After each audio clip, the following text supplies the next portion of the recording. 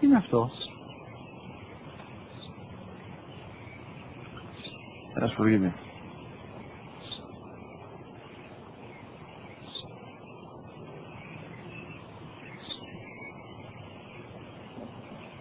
Τι είναι αυτό?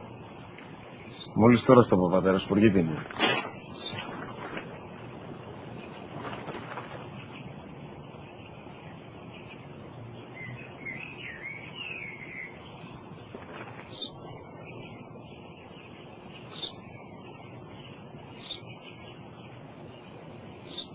Τι είναι αυτό? Ένα σπουργίτη είναι, πατέρα. Ένα σπουργίτη. Σπου-γι-τι.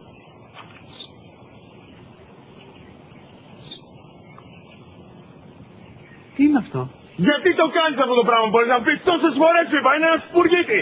Δεν το καταλαβαίνεις. Πού πας?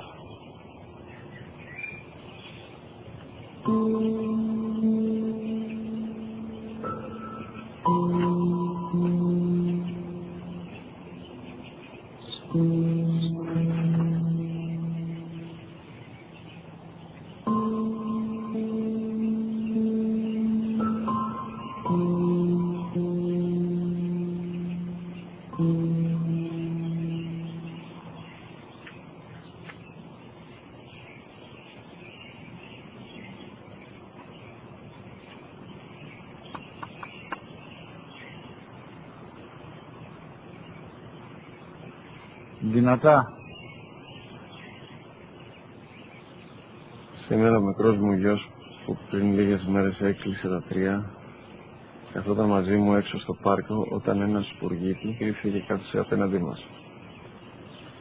Ο γιος μου με ρώτησε 21 φορές τι ήταν αυτό και του απάντησα και τις 21 φορές ότι ήταν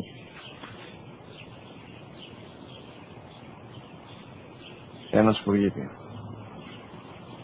Τον αγκάλιασα τρυφερά και τις 21 φορές που μου έκανε την ίδια ερώτηση, ξανά και ξανά, χωρίς να εκνευριστώ, νιώθοντας στοργή για το αθώο μου αγοράκι.